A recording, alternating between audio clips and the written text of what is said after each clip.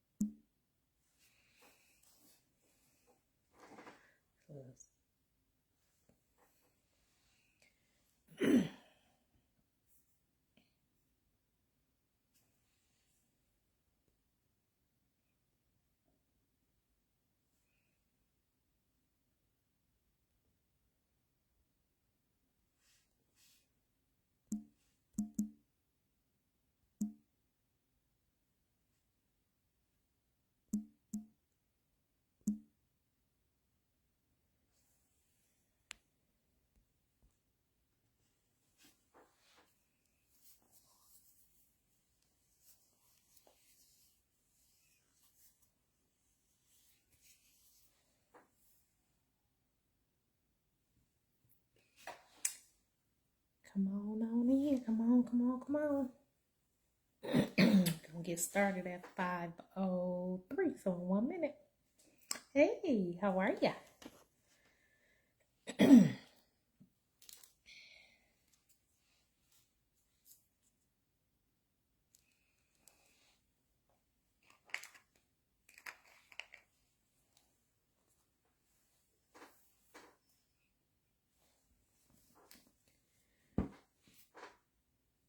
Well, I think I'm gonna go ahead on and get started. So I was given the task to speak on intentionality. And as we are moving into 2025, people are saying, oh, this is what I'm gonna, these are my goal, or this is my theme, or whatever you want to use. We talk about New Year's resolutions. So a friend of mine said that her theme for 2025 is going to be intentionality. Everything she does for 2025 is lining up with just being intentional. And so when I think about intentionality, I thought about two people. I thought about several people, but I didn't want to talk about people I had already talked about. So I had thought about Ruth, but we talked about Ruth already. So I said, well, because Ruth was very intentional. Even in she was intentional for two reasons, in my opinion. When she were two examples of her intentionality. When she decided that she was going to follow Naomi, and then also when in her quest to connect with Boaz. So she was very intentional. And then we know David, of course, Jesus. But I said, what about Hannah? Hannah was very intentional. And we learn about Hannah over in 1 Samuel chapter 1 and in chapter 2. But just giving real low level background about Hannah. So Hannah was one of two wives. She was married. And in most cases, whenever there seems to be two wives, one of the wives always is barren. And she was the barren wife. However, she was also the wife that was loved more. And so we're speaking on your topic of intentionality now. So, and we're speaking about Hannah. And like I said, she was the wife. She was one of two wives, but her husband loved her a little more. And he even was, when she would cry out because she couldn't get pregnant, she was barren, and her husband would say, am I not more than all these sons? Like, don't you just love me more? Why? What's going on? Why am I just not enough? It's fine. You can't have children. It's fine. But during that time, not having children was a stigma. Like, it was what you did as a wife. You gave your husband children. So now I can't give him children. So, and she was being taunted by the other wife because she couldn't give her husband children. And I'm sure it's got to be part of that was he loved Hannah more. So it's like, yeah, he may like you, he may love you, he may even give you more of the portion, and he may do all this stuff, but I got his babies. You can't give him that. So Hannah, one night when her husband had given her,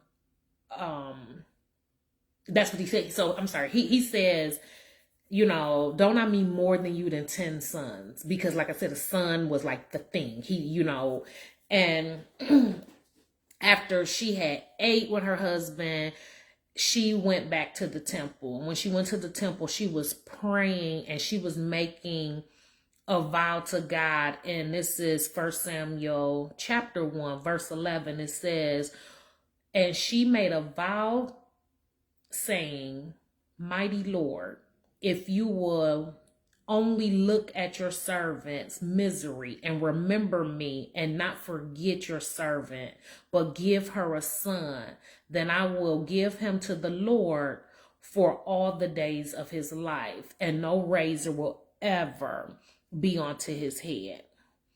And in chapter 12, well, in verse 12, she kept praying, and the priest, who was Eli, saw that he observed her mouth, and she was praying from her heart, but her mouth was moving. And so it gave the perception that she was drunk. And so then, you know, they go to her husband and they're like, man, you need to get your woman together. She up in here drunk. And so, you know, he confronts her about it, and she says, you know, no, I'm not drunk. I'm a woman who is in deep trouble, because it troubled her that she couldn't get pregnant. And she was like, you know, don't take me as a wicked woman. I've been praying here out of great anguish and grief. So, and that night she made love to her husband. God remembered her and she got pregnant, and she kept her vow. She weaned her son, and after she weaned her son, she took him to Eli, the very priest who saw her and thought she was drunk, took him to him, and he led him into being the great man of God that he became. So the connection that I was making is, when I think about her story, she just didn't just crawl up in a ball and just say, well, I can't get pregnant. I can't give this man a baby, and just decided to just let life just be. She didn't do that. She continued. Her faith was such in God that she knew that he was the only one that was going to be able to make life better for her. So she was intentional with her relationship with God. It didn't matter what her circumstance looked like right here, right now. She knew that God had the answer to what the situation needed. So she knew that, yes, I'm making love to my husband, but I'm not getting pregnant. So I got to ask God to intervene. And it made me think about First Thessalonians 5 verse 17, and it says, pray continuously. And that's what she did. She prayed continuously. And I think when we choose to be intentional, it's a continual thing. It's not something that you get to just, oh, I'm going to lose these 30 pounds after I go get some McDonald's French fries, and then I'm on the scale trying to figure out why I'm back up 2 pounds. So it's consistency. You have to be consistent. So when you choose to be intentional, it's consistent. You got to also make up in your mind, what am I being intentional for? What's my motive behind it? Why am I doing it? What, what am I trying to get out of it? So you have to you got to know what your end game is, but you got to also figure out, okay, if this is my end game, how do I break this all the way down to everything that I do? So if I want to lose weight, that has to go into, it can't just be, on Sunday, I'm going to eat healthy, but Monday through Saturday, I'm going to do my own thing. It has to be intentional. It has to be repeated. It has to be continual. It's like you just kind of almost got to be on autopilot. Like your mind just has to shift that this is where I'm trying to be. This is what I'm trying to do. And speaking of motives, we have to, even in our spiritual life, when we're being intentional, we have to make sure that whatever work that we're doing, when I think about Colossians 3:23, and it says, whatever you do, work it with all your heart as working for the Lord, not for human masters. So you got to, again, what's the motive? What am I trying to end game get to? Am I trying to end game get to this weight loss? Am I trying to end game get to the Lord? So for me, I am working on my weight. I'm down 17 pounds. And I have to, I'm an emotional eater. And so that's one of the things that I have to be intentional about, because Satan also knows what you're trying to do too. So when you speak out your mouth that you're going to do something, all Hades is about to jump off the window at you. Because for me, being an emotional eater, that's how I pacify the issue. So I have to be intentional to, when life is lifing, that I don't use food to pacify. So I have to come up, like you said, habits. I got to create a different habit. I have to create a more intentional manner in which to move. And so that's what, when I think of intentionality, when I think about being intentional, when I think about if it's saving money, if I want to save X amount of dollars, you create a plan. You write down, I want to save $10,000 by the end of the year. This is how much I need to put up towards it. You have to create the plan. But you also, when you create the plan, you can't necessarily create it from where you are right now, because where you are right now is not at the end. So sometimes we have to work it backwards. You have to say, okay, this is where I'm trying to be, and now how do I create that foundation to get there? So I think the biggest thing you have to do, just like I said, this was going to be short.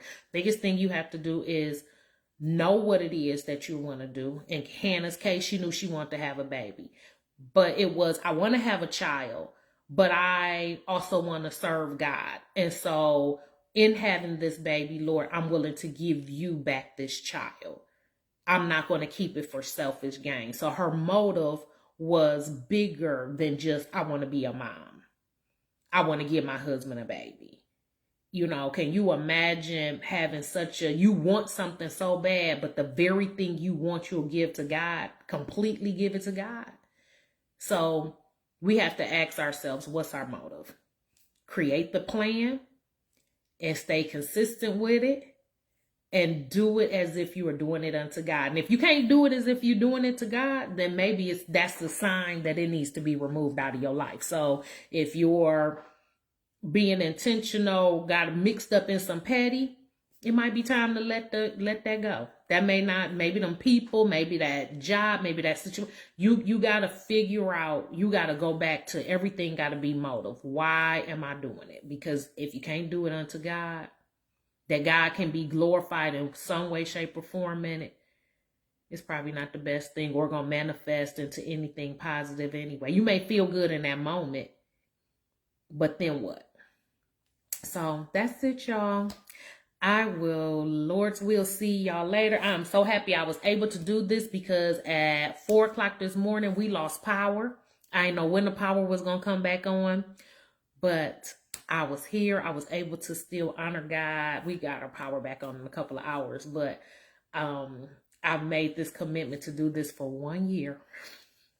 I don't know what's going to happen after 1 year, but my motives, I got to make sure that, and this is hard sometimes, because when life is lifing and you make a commitment, it's easy. I could have very easily sent y'all a text, posted on Facebook, not this week. But when you are intentional, you do it. You do it. It didn't skip a beat. I was able to do it. And so I hope you all were able to get something from this lesson, the lesson of Hannah, because I think Hannah doesn't get enough, she don't get enough kudos about what all she sacrificed, and how God blessed her, and the lineage in which came through her because of her obedience to God. But all right, y'all. Love y'all. I will talk to y'all soon. Bye.